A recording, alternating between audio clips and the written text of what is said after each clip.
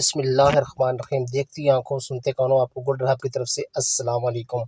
آج جو کہانی میں آپ کو لوگوں کو سنانے جا رہا ہوں، یہ کہانی میری باقی کہانیوں کی طرح ایک حقیقی واقعہ ہے۔ یہ کہانی میں نے اپنے کسی قریبی دوست سے سنی تھی، جو کہ اس کے ساتھ کچھ سال پہلے پیش آئی تھی۔ اس کے مطابق آج سے قریب 10 سال پرانی بات ہے، جب ہم لوگ سیالکوٹ میں رہتے تھے۔ جس گھر میں ہم رہتے تھے، یہ گھر ہم نے کرائے پر لیا ہوا تھا، اور مالک مکان بہت بری قسم کا بندہ تھا۔ ہر ماہ کرایہ بڑھا دیتا تھا، اور جب بڑھانے کی وجہ پوچھو تو لڑنے لگ جاتا تھا۔ کچھ ماہ تک تو یہ سب چلتا رہا، پھر میرے والد صاحب نے ایک اور گھر دیکھ لیا۔ اس گھر کا کرایہ تو کم تھا ہی، پر اس کے ساتھ ساتھ مالک مکان بھی بہت اچھی نیچر کا لگ رہا تھا۔ میرے والد صاحب نے یہ سب باتیں اگر ہم لوگوں سے شیئر کی، یا کہہ لیجئے کہ اپنا فیصلہ سنایا۔ ابھی پورا مہینہ نہیں ہوا تھا، اس لیے ہم نے کچھ دن اس گھر میں مزید رکنے کا سوچا۔ اس نے بتایا اگلے دن میں، والد صاحب اور بڑے بھائی یعنی ہم تینوں نیا گھر دیکھنے کے لیے گئے، جس کے بارے میں گزشتہ رات والد صاحب بتا رہے تھے۔ یہ گھر ہمارے اس وقت کے موجودہ گھر سے کچھ فاصلے پر تھا۔ یہ ایک نئی آبادی تھی، مطلب کوئی نئی جگہ تھی، جیسے آج کل ہاؤسنگ سوسائٹیز ہوتی ہیں، شاید اسی طرح کا کچھ کہہ لیں۔ یہ گھر آبادی سے کافی فاصلے پر تھا، اور اس کے نزدیک بھی ابھی تک کوئی گھر یا عمارت تعمیر شدہ نظر نہیں آئی۔ بس مکمل میدان نما سا علاقہ تھا۔ گھر بنا تو ٹھیک طرز پر تھا، مگر تھا بالکل بے رونق، اوپر سے علاقہ بھی بے نور۔ اس نے بتایا کہ میں اس گھر میں آنے پر خوش تھا، لیکن یہاں خوف معلوم ہوتا تھا، شاید اس لیے کہ یہ آبادی سے ہٹ کر تھا۔ والد صاحب اس مکان کو ہاتھ سے نہیں جانے دینا چاہتے تھے۔ وجہ یہ تھی کہ اب وہ پرانے مالک مکان کے رویے سے تنگ آ چکے تھے، اور شاید اسی لیے بھی کہ اس کا کرایہ بھی مناسب تھا۔ یہاں سب کچھ نارمل تھا، پر معلوم نہیں کیوں ایک نحوست محسوس ہونے لگی تھی۔ یہاں سب کچھ نارمل تھا، میں اس بات کو لے کر کچھ گھبرا رہا تھا۔ ایک ڈر سا محسوس ہوتا تھا اس گھر کو دیکھ کر۔ اوپر سے سین میں ایک پرانا برگد کا درخت لگا ہوا تھا، جو دیکھنے میں بے حد پرانا تھا۔ اس کی شاخیں ایسے معلوم ہوتی تھی جیسے کوئی بال کھولے ہمیں مسلسل دیکھ رہا ہے۔ بڑے بھائی نے بھی یہ بات والد صاحب کو بولی، ابو آپ یہ گھر عجیب نہیں لگ رہا؟ جس پر والد صاحب نے بس اتنا کہا کہ نہیں، مجھے تو کچھ عجیب نہیں لگا۔ اس نے بتایا کہ اس گھر میں کچھ بلیاں بھی نظر آئیں۔ عجیب بات یہ تھی کہ وہ بلیاں ہم سے بالکل بھی خوفزدہ نہیں تھی۔ اگلے دن ہم نے گھر کی صفائی شروع کر دی۔ صفائی کے دوران ہمیں ایک کمرے میں کچھ گیندے کے پھولوں کی پتیاں ملی۔ بعد میں معلوم ہوا یہ پھول ہندو لوگ اپنی عبادت کے دوران استعمال کرتے ہیں۔ خیر 2 دن بعد ہم یہاں شفٹ ہو گئے۔ اس نے بتایا کہ جب ہم سامان کے ساتھ گھر پہنچے تو گھر کے مین گیٹ کے سامنے ایک کالی بلی بیٹھی تھی۔ اس بلی کو دیکھ کر میرے والد صاحب نے دھکار دیا، پر وہ بھاگنے کے بجائے وہ گرانے لگی، اور اس طرح کھڑی ہو گئی جیسے ابھی ہم پر حملہ کر دے گی۔ خیر گاڑی سے سامان اتارا جانے لگا، اتنی دیر میں وہ بلی معلوم نہیں کہاں غائب ہو گئی۔ ہم نے گھر ایک دن پہلے ہی آ کر صاف کر دیا تھا، اس لیے بس سامان رکھنے کی تکلیف رہ گئی تھی۔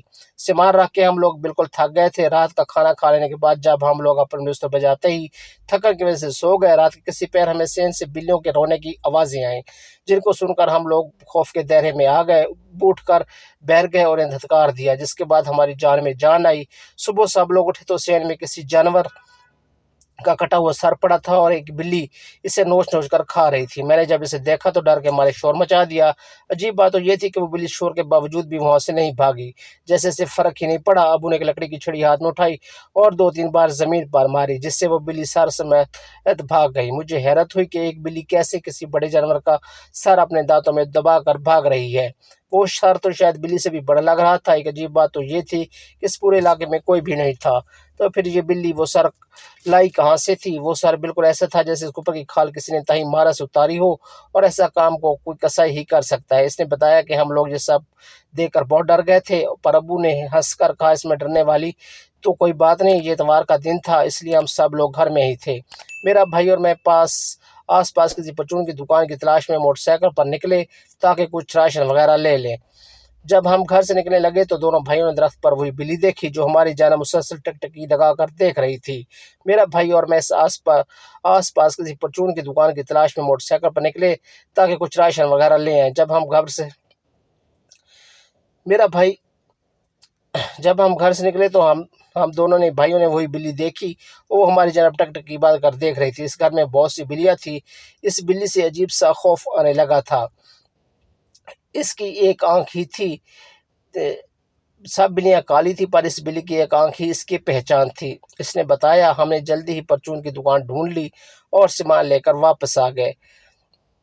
دن اسی چہل قدمی میں گزر گیا۔ رات ہو گئی۔ رات کے پہر والد صاحب کی آنکھ کھلی اور شاید باتھ روم کے لیے نکلے تو وہی بلی نظر آئی۔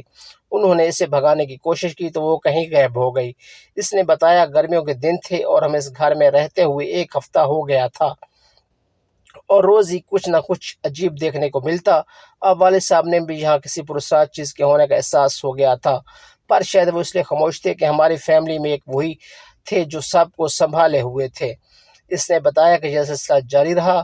ہم عشاء کے بعد ہر رات ایک نیا کچھ دیکھتے، جیسے کہ درخت پر سرخ روشنیاں، بلیوں کا رونا، پوجا کے پھول جو صفائی کے دوران ملتے رہتے تھے۔ اس نے بتایا کہ اللہ سچ بتاؤں تو اب شاید ہمیں سب کی کہیں نہ کہیں عادت سی ہو گئی تھی۔ اب بلیوں کو رونے پر ابو بھی انہیں نہیں دھکارتے تھے، بس خاموش ہو کر یہ سب سنا کرتے تھے یا کبھی اس سب کو اگنور کر دیتے۔ پر ایک چیز تو ظاہر تھی اور وہ یہ کہ ہم سب گھر والوں کا رویہ کافی بدل گیا تھا۔ ایک رات تو حد ہی ہو گئی۔ ہم سب ایک کمرے میں بیٹھے ہوئے تھے اور کسی ضروری موضوع پر بات چیت چل رہی تھی کہ ہمیں سین میں سے ناچنے گانے کی آوازیں آنے لگیں۔ معلوم پڑتا تھا جیسے کچھ عورتیں گا رہی ہیں، شاید کسی چیز کی خوشی منا رہی ہیں۔ ہم گاؤں کے آس پاس تو کوئی گھر، ہم لوگوں کے گھر کے آس پاس کوئی گھر تو نہیں تھا اور گھر کے باہر بھی کچھ ایسا نہیں تھا، تو یہ بات واضح تھی کہ آواز سین سے آ رہی ہے۔ ہم لوگ اتنے خوفزدہ ہوئے اور کہ اتنی ہمت نہیں ہوئی کہ ایک بار باہر جا کر دیکھ لیں۔ میں خاموشی سے اس کی بات سن رہا تھا۔ پھر اس نے کہا آج بھی میں سوچتا ہوں تو رونگٹے کھڑے ہو جاتے ہیں۔ پھر میں نے اس سے پوچھا یار تم لوگوں نے عالم سے رابطہ کیوں نہیں کیا؟ میری اس بات کا اس نے جواب نہیں دیا اور کہانی آگے بڑھائی۔ میں نے بھی اصرار نہیں کیا۔ اس نے بتایا صبح والد صاحب مکان مالک سے بات کرنے کی طرف گئے اور ساری رام کہانی سے پہلے اسے سنائی۔ پہلے تو اس نے ماننے سے انکار کر دیا اور یہ بات کہہ ڈالی صوفی صاحب آپ اس دور میں بھی پتھروں کے زمانے کی باتیں کر رہے ہیں، جس پر والد صاحب غصہ ہو کر بولے اللہ کے بندے یہ سب میں نے اپنی آنکھوں سے دیکھا اور سنا ہے اور اب تم جھٹلا رہے ہو۔ کیا میں تم سے اتنی دور صرف مذاق کرنے آیا ہوں؟ مجھے کوئی پریشانی ہے تو یہ سب کہہ رہا ہوں اور اب میں اپنی بیوی بچوں کو اس عذاب میں نہیں رکھنا چاہتا وغیرہ۔ اس نے بتایا کہ والد صاحب کی لمبی چوڑی داستان سن کر اس کے منہ سے بھی سچ نکل گیا۔ اس نے بتایا کہ جو بھی اس گھر میں آتا ہے زیادہ وقت نہیں رکتا، پر وہاں جو کوئی بھی ہے کسی کو نقصان نہیں پہنچاتا۔ آپ کو یہ گھر کم پیسوں میں کرائے پر دیا۔ ابھی اس نے اتنا ہی بولا تھا کہ والد صاحب نے سے 2-3 سنا دیں اور واپس آ گئے۔ اس نے بتایا جب وہ گھر پہنچے تو والدہ گھر سے باہر کھڑی ہوئی تھی۔ وہ بہت ڈری ہوئی تھی۔ معلوم کرنے پر انہوں نے بتایا میں نے صفائی کے دوران برآمدے میں ایک آدمی کو دیکھا۔ اس کے ماتھے پر ہندوؤں والا نشان تھا اور وہ آدمی دیکھنے میں بے حد خوفناک تھا۔ ایک آنکھ نہیں تھی۔ والد صاحب نے امی کو کسی طرح بھلایا اور گھر لے آئے۔ میں سکول میں تھا جب والد صاحب اور بھائی مجھے لینے آئے۔ ہم لوگ اپنی پھپھو کی طرف آ گئے اور جو اسی شہر میں رہتی تھیں۔ کچھ دن وہاں رکے رہے۔ جب نیا مکان ملا تو اس منحوس گھر سے سب سامان اٹھا کر دوسرے گھر میں شفٹ ہو گئے اور یہ آخری باری تھی جب میں نے اس گھر کو دیکھا تھا۔ اس نے بتایا کہ یہ میری زندگی کے خوفناک ترین ایام تھے۔ وہ گھر، وہ بلی کی آوازیں، وہ ناچنے گانے کی آوازیں مجھے اب بھی اکثر خواب میں ڈراتی تھیں۔ تو یہ تھی ہماری آج کی ویڈیو۔ امید ہے آپ کو پسند آئی ہوگی۔